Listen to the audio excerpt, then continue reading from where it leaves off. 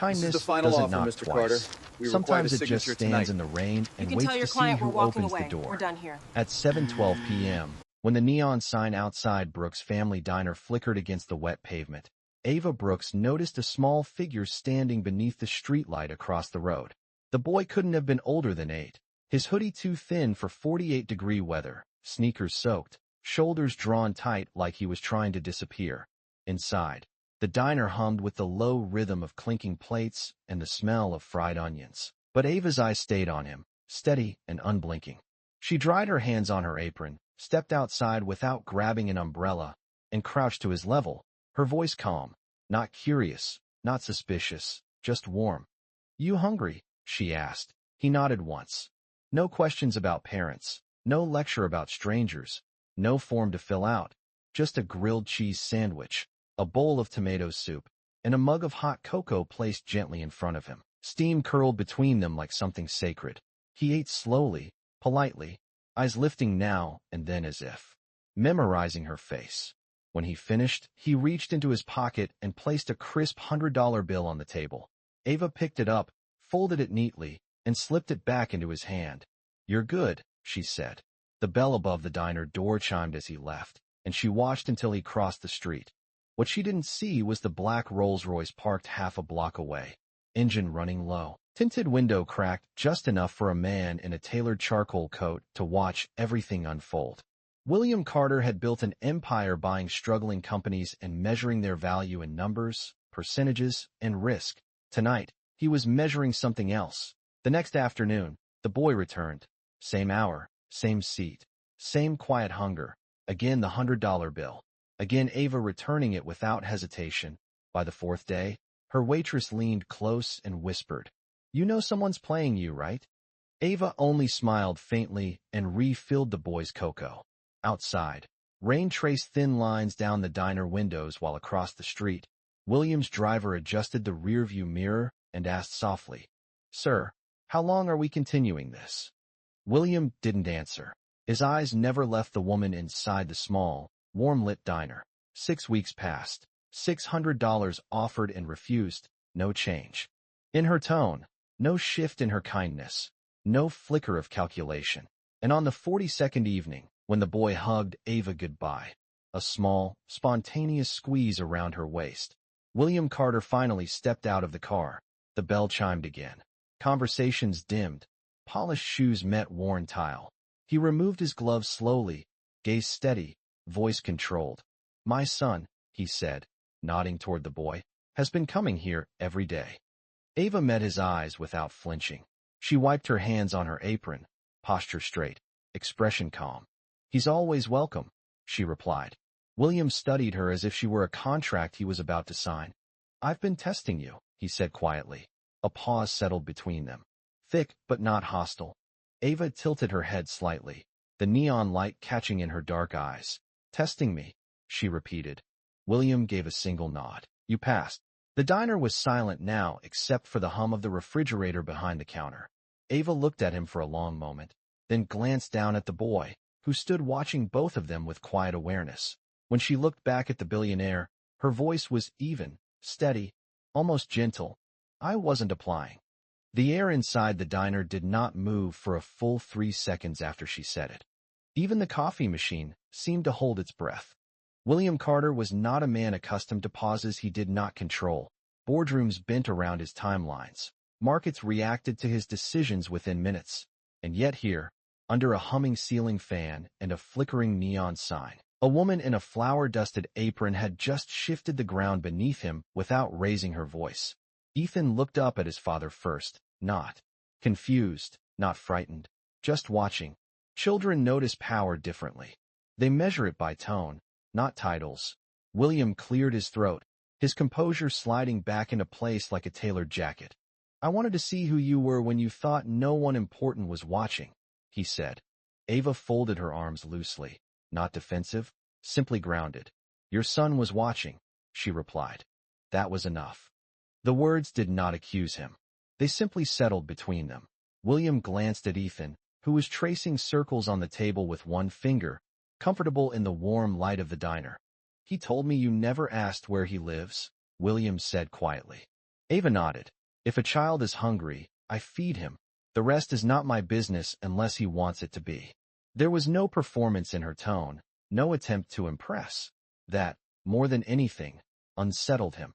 For 6 weeks he had expected a crack in the surface, a moment where gratitude would turn into calculation, where curiosity would turn into opportunity.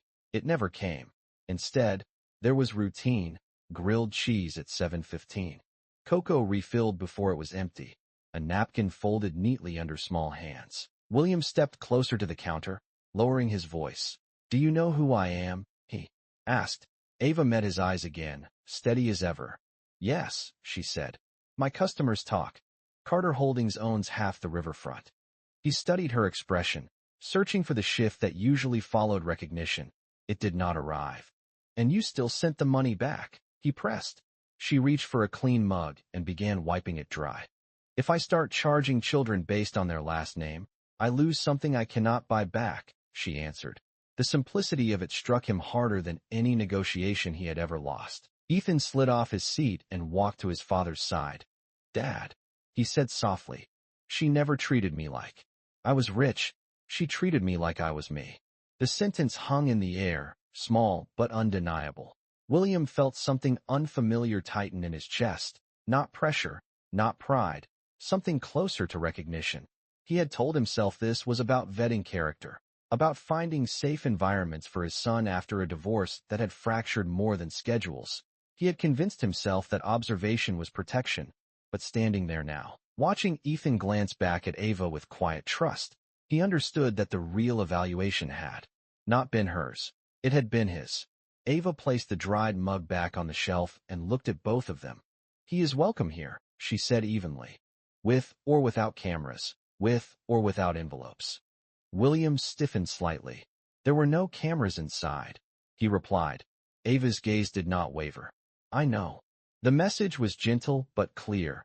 Power leaves footprints. He exhaled slowly, the polished certainty he carried into every room dissolving inch by inch. For the first time in a long time, he was not calculating leverage or drafting strategy. He was standing in a modest diner that smelled like toasted bread and cinnamon, realizing that integrity did not announce itself. It simply showed up, every day, at 7:15, and refused to be bought. The bell above the diner door chimed again the next evening at exactly 7:15, but this time the black Rolls-Royce did not stay across the street. It pulled into the narrow parking lot beside the building, tires rolling slowly over cracked asphalt, as if unfamiliar with uneven ground. Inside, the light glowed warm against the darkening sky, and Ava stood behind the counter balancing receipts, her movements steady, unhurried. When William stepped in with Ethan beside him, there were no gloves in his hands and no driver waiting at the curb. He removed his coat himself and draped it over the back of a booth. It was a small gesture, but it shifted something in the room. Ethan slid into his usual seat without being told, a quiet smile touching his face as if he had returned to a place that belonged to him. Ava approached with the same calm presence she had carried for 6 weeks. "Grilled cheese?" she asked the boy. He nodded. She did not look to his father for approval. William watched that, noticing how naturally she separated care from permission. He took the seat across from his son instead of standing, folding his hands on the table as if learning a language he had once dismissed. The diner was not full, but a few regulars glanced over, recognizing him from magazine covers and financial news segments. Ava noticed the glances too. She did not alter her tone. When she placed the plate in front of Ethan, she set another cup on the table. "Coffee," she said, meeting William's eyes on the house. He hesitated. "I can pay," he replied quietly. Ava gave a small shake of her head. "You can," she said. "But tonight you are just Ethan's dad." The sentence landed with more weight than any board resolution he had signed. He wrapped his hands around the warm mug, feeling the heat seep into his palms. It had been years since anyone had reduced him to something so simple and so essential. Ethan began talking about school, about a science project involving solar panels and cardboard cities. William listened without checking his phone, without glancing at a watch. He found himself asking questions that had nothing to do with performance or grades. Across the counter, Ava watched the exchange without interrupting. She saw the way Ethan leaned forward when his father truly paid attention. She saw the way William's shoulders lowered inch by inch. When the plates were cleared, William reached into his wallet again, pulling out not $100 bill, but a folded sheet of paper. He slid it across the table toward Ava. "It is an offer," he said. $5 million to expand this place, renovate it, franchise it if you choose, no strings attached. The diner seemed to grow smaller around the words. $5 million could replace the cracked tiles, upgrade the ovens, secure a future for her own daughter, who was finishing homework in the back office. Ava looked at the paper, but did not touch it. "And what would you receive?" she asked. William held her gaze. "The comfort of knowing my son spends time somewhere built on real values." She considered that, eyes thoughtful, posture still. Then she slid the paper back toward him. "Teach him to see people, not positions," she said softly. "That will be worth more than any expansion."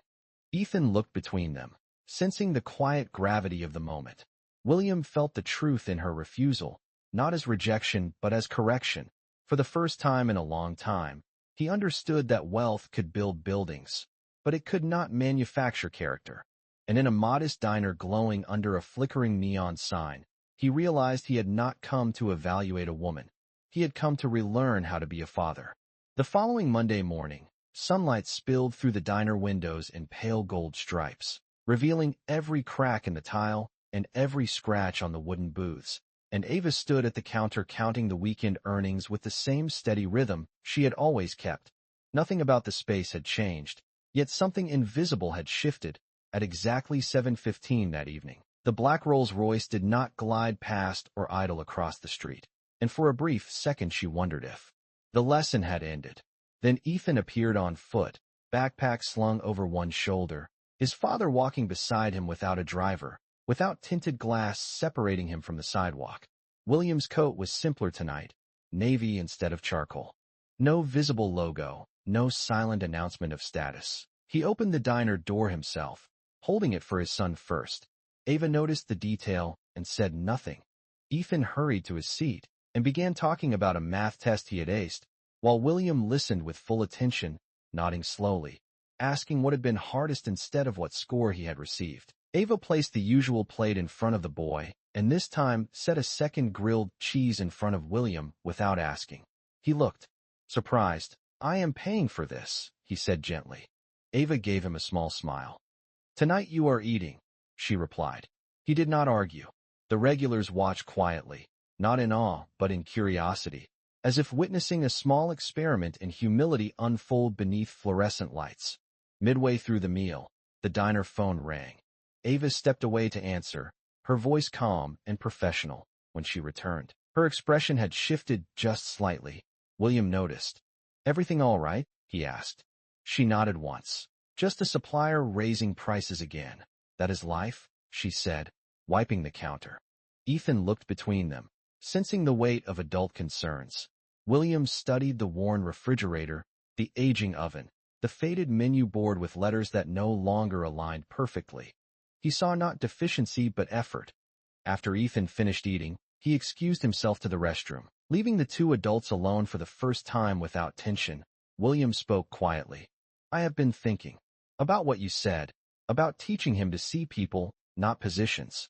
Ava leaned against the counter, arms loosely crossed. "It is not complicated," she said. "If he learns to look at the person in front of him instead of what they own, he will never feel empty." The word empty lingered. William inhaled slowly. "I built my company to secure his future," he admitted, "but I did not realize I was building walls around it." Ava's eyes softened, not with pity but with recognition. "Walls keep things safe," she said. "They also keep things out." The bell chimed again as Ethan returned, cheerful and unaware of the deeper current passing between them. William stood, placing cash on the counter this time without insisting, and Ava accepted it without ceremony. As they stepped outside into the cooling evening air, Ethan reached for his father's hand naturally, not out of instruction but out of habit forming. William looked down at his son, then back at the diner glowing behind them. For the first time, he did not see a small establishment struggling against market forces.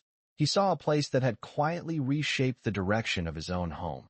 and as the car pulled away slowly, not hurried, not guarded, Ava turned off the neon sign and understood that sometimes the greatest investment is not expansion or ownership, but the courage to remain exactly who you are. 3 weeks later, the diner door opened at 7:15 sharp without the quiet rumble of a luxury engine outside, and Ethan walked in carrying a small cardboard box with both hands, his father following a step behind in a simple button-down shirt with sleeves rolled to his forearms. Ava noticed first the box, then the absence of formality. Ethan set the box carefully on the counter like it contained something fragile. "For you," he said, cheeks slightly flushed. Ava lifted the lid and found a neatly organized set of new kitchen thermometers, oven mitts, and a stainless steel timer still in its packaging. Nothing extravagant, nothing branded with a corporate logo, practical things, useful things. She looked up at William, who did not speak immediately. "He noticed your oven runs hot," William said quietly. "We measured it together last weekend." Ava's expression softened, not because of the items, but because of the word together. She closed the box gently. "Thank you," she told Ethan first. Then she looked at William. "This is thoughtful." He nodded once. "It is not an investment," he said. "It is a correction." The word hung between them. Correction. Not charity, not leverage. Inside the diner, the late evening crowd was light. Only a retired couple sharing pie and a delivery driver scrolling through his phone. Ava motioned for Ethan to take his usual seat, and this time William joined him without waiting to be invited. While she prepared their food, she listened to them talk about a community science fair coming up in 2 weeks. Ethan wanted to build a solar-powered food cart that could keep meals warm without electricity. "Like this place," he said, glancing around, "but on wheels." William smiled faintly. "Then we build it," he replied, not as a command, but as encouragement. Ava carried the plates over and set them down. "If you are building something," she said gently, "build it so other kids can use it too." Ethan nodded eagerly, imagination already expanding beyond himself. William looked at Ava, understanding that her guidance was never loud, but always directional. After they finished eating, William remained seated while Ethan stepped outside to make a quick call to his tutor. The bell chimed softly behind him. For a moment, the diner was quiet except for the hum of the refrigerator and the ticking of the new stainless steel timer Ava had already placed near the grill. William rested his hands on the table. "I have been reviewing my foundation projects," he said. "Scholarships, grants, community centers. They look impressive on paper." Ava leaned against the booth across from him. "Do they feel impressive?" she asked. He exhaled slowly. "They feel efficient." She held his gaze. "Children do not need efficiency, they need presence." The sentence settled into him more deeply than any quarterly report ever had. Outside the window, Ethan laughed at something on his phone, light and unburdened. William watched his reflection in the glass overlap with his son's silhouette. For years he had measured success in square footage and market share. Now he was beginning to measure it in shared time and unfiltered conversations. When Ethan returned, animated and excited about his project, William stood and placed cash on the counter. Without fanfare, Ava accepted it without comment. As father and son stepped back into the cooling evening, Ethan slipped his hand into his father's naturally, as if that had always been the plan. William glanced back once at the warm glow of the diner and realized that the greatest return he had ever received did not come with a contract or a signature. It came quietly, across a worn wooden table, from a woman who refused to sell what made her whole. The night of the community science fair arrived with a cool breeze and a sky the color of deep indigo, and the elementary school gym buzzed with folding tables, poster boards, and the soft hum of parents leaning over projects. Ava stepped inside quietly, her work apron replaced with a simple navy dress, her daughter beside her holding a small bouquet of grocery store flowers meant for Ethan. At the far end of the gym, under bright fluorescent lights, Ethan stood next to a compact solar-powered food cart. Prototype built from lightweight aluminum panels and a carefully mounted solar sheet on top. The sign above it read, "Warm Meals Anywhere," written in bold marker. William stood just behind him, not in a suit, not on a phone, simply present. When Ethan spotted Ava, his face lit up with an unfiltered grin, and he waved her over as if she were family. "It works," he said proudly. lifting the small lid to reveal a compartment warmed by stored solar energy. No outlet needed. Ava examined the design with careful attention, asking thoughtful questions about insulation and storage time. She did not praise him blindly. She engaged him. William watched the exchange, seeing how naturally she encouraged without overshadowing. As judges moved from table to table, Ethan explained that the idea came from wanting to serve food in neighborhoods where electricity might fail or where small diners struggled with equipment costs. He did not mention wealth, foundations, or investors. He spoke about people. Later, when the awards were announced, Ethan's name echoed through the gym as he received first place in innovation. Applause filled the room. William placed a steady hand on his son's shoulder, pride clear but measured. Ava clapped with genuine joy, her daughter cheering loudly beside her. After the ceremony, a local reporter approached, asking about future plans for the project. William stepped forward instinctively, then paused. He glanced at Ava. Remembering her words about positions, he stepped back instead and allowed Ethan to answer for himself. "I want to make more of them," Ethan said simply. "So kids do not have to be hungry just because the power goes out." The reporter nodded, scribbling notes. William felt something shift again, a quiet recalibration of what leadership truly meant. Outside the gym, under the soft glow of parking lot lights, Ava congratulated Ethan with a gentle hug. "You built it with care," she told him. "That matters more than the ribbon." William stood beside them, hands in his pockets, absorbing the scene. He turned to Ava after Ethan ran ahead to show his trophy to her daughter. "I have spent years funding programs to teach innovation," he said thoughtfully. "But tonight, I realized innovation without compassion is incomplete." Ava met his gaze calmly. "Compassion is not a department," she replied. "It is a decision." The wind moved lightly through the trees, carrying the distant sound of laughter. From inside the school, William looked at his son again, seeing not an heir to a corporation but a boy learning how to see. For the first time, he felt less concerned about legacy in dollars and more about legacy in character. And as they walked toward their cars, no longer separated by tinted glass or measured distance, he understood that the most transformative partnerships are not written on paper.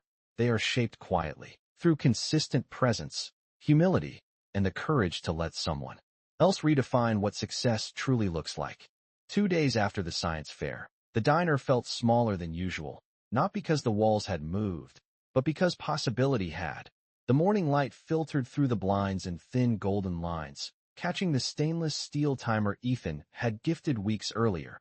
Ava stood at the grill flipping pancakes with the same measured rhythm she had kept for years, but her mind carried the image of a solar cart glowing under gymnasium lights. At 7:15 that evening, William and Ethan arrived on foot again, the Rolls-Royce absent as it had been since the fair. Ethan carried his trophy in a protective case, not to show off, but because he wanted to place it on the counter just for a minute. Ava laughed softly and cleared a space beside the napkin holder. Regulars noticed, offering nods and quiet congratulations. William watched how naturally the community absorbed Ethan's success without envy or calculation. After dinner, as plates were cleared and the rush thinned, William asked if he could speak with Ava privately for a moment. She stepped outside with him into the cool evening air, the neon sign buzzing gently overhead. There was no dramatic pause, no tension, only honesty waiting to be spoken. "I have decided to fund the production of Ethan's design," William said evenly, "but not under my foundation's name." Ava looked at him carefully. "Under whose name?" she asked. "Under his," William replied. "And under the diner's if you allow it. Not as ownership, but as origin." The word origin settled into her. He continued, "I will provide resources, manufacturing connections, legal protection, but the story will remain what it is, a child who wanted people to stay warm." Ava folded her arms lightly, not defensive, simply thoughtful. "And what do you want in return?" she asked. William did not hesitate. To be present. To show him that building something meaningful requires partnership, not control. She studied him for a long moment, measuring not the proposal but the posture behind it. There was no pitched deck, no printed contract, no hidden leverage, just a father standing under a flickering sign, choosing humility. "If this moves forward," Ava said slowly, It must serve neighborhoods that cannot afford to wait for investors, schools, shelters, small businesses. William nodded, agreed. She exhaled softly, the decision forming. Then we do it carefully, and we do it honestly. Inside the diner, Ethan pressed his face lightly to the window, watching the two adults talk, unaware that his idea was already becoming something larger. When Ava and William stepped back inside, their expressions were calm but aligned. Ethan looked between them, searching for clues. William crouched slightly to meet his son's eyes. "We are going to build more of your carts," he said gently. "But we are going to do it your way." Ethan blinked. "My way?" he asked. Ava knelt beside them. "With care," she said. "With purpose." The boy's smile widened slowly, not in triumph, but in understanding. That night, as the diner lights dimmed and chairs were stacked, Ava stood alone for a moment, hands resting on the counter. She realized that she had never needed to step into someone else's world to be seen. Instead, her consistency had drawn that world to her door, and somewhere across town, in a high-rise office overlooking the river, a billionaire reviewed no spreadsheets, signed no acquisitions. He sat quietly at his desk, looking at a crayon sketch of a solar cart taped to the corner of his computer screen, and understood that the most powerful legacy is not the one that carries your name, but the one that carries your values forward. Production began quietly, without press releases or staged photographs, in a modest warehouse 10 miles outside the city where sunlight filtered through high windows and dust floated in slow, patient spirals. William stood beside a small team of engineers, sleeves rolled up, reviewing scaled drawings of Ethan's solar cart. But this time he did not sit at the head of the table. He stood to the side, listening. Ethan was there too, feet barely touching the concrete floor as he explained how the storage compartment should be easy for smaller hands to open. Ava visited once. A week after closing the diner early, her presence steady, observant. She asked questions not about profit margins, but about durability, about whether the wheels could handle cracked sidewalks and whether the insulation would keep soup warm for at least 3 hours in 40-degree weather. The engineers adjusted their designs accordingly. Nothing carried a luxury emblem, no embossed initials, no corporate colors. Instead, a simple phrase was etched near the handle of the prototype: warm meals. Anywhere. One afternoon, as the first finished cart rolled smoothly across the warehouse floor, William felt a familiar instinct rise inside him. The urge to accelerate distribution, to scale quickly, to dominate markets. He paused. He glanced at Ava, who was watching Ethan test the latch mechanism with quiet concentration. She did not need to speak. Her steadiness was enough. "We move one neighborhood at a time," William said finally. The team nodded. Weeks later, the first cart was delivered to a community center 3 miles from the diner, an area where power outages during summer storms often disrupted food service. There was no ribbon cutting, no media crew, just volunteers, warm food, and children lined up after school. Ethan stood beside Ava as she ladled soup from the insulated compartment, steam rising into the cool air. William watched from a few steps back, not detached, but allowing the moment to belong to those it served. A local teacher approached and asked who funded the project. Ethan looked at his father, then at Ava, and answered simply, "We built it together." The word "together" carried more weight than any foundation name. Later that evening, as the sun dipped below the rooftops, casting long amber shadows across the sidewalk, William found himself sitting at a folding table eating a bowl of soup served from his son's design. It tasted ordinary, familiar, grounding. He realized that for years he had associated impact with scale, believing that the larger the reach, the greater the value. Yet here, in a single neighborhood warmed by a single cart, impact felt immediate and human. When the last child had been served and volunteers began cleaning up, Ava stepped beside him. "It is different when you are close enough to see faces," she said softly. William nodded. "It is different," he agreed. Ethan approached, holding the small handwritten thank you card a child had slipped into the cart's side pocket. The crayon letters were uneven but sincere. William took the card carefully, reading it twice. He did not calculate the return on investment. He did not envision market share. He saw only the evidence of a lesson finally learned. As they walked back toward the parked cars under a sky turning deep blue, William understood that wealth could build structures, but proximity builds understanding. And in choosing to stand beside rather than above, he felt something rare and unfamiliar settle within him. Not dominance, not validation, but alignment. The diner's neon sign would glow again tomorrow at 7:15, steady as ever, and he knew now that true expansion is not about multiplying buildings, but about multiplying moments where dignity is preserved and compassion is practiced without condition. 6 months later, the diner no longer felt like a small dot on a forgotten street. It felt like a quiet center of gravity. The neon sign still flickered at 7:15. The grill still hissed with familiar rhythm. But now, on certain evenings, a compact solar cart would be parked just outside, serving warm meals to families walking home from work. There were now 8 of them across the city, each built with the same simple engraving near the handle, "Warm Meals Anywhere," and none bearing a corporate logo. Inside, Ava moved with her usual steady grace, calling out orders and refilling coffee cups, her daughter finishing homework at the back table. Nothing about her posture suggested ownership of a movement, yet the movement carried her fingerprints. William arrived without announcement. No security detail, no driver waiting at the curb. He had grown accustomed to opening his own doors.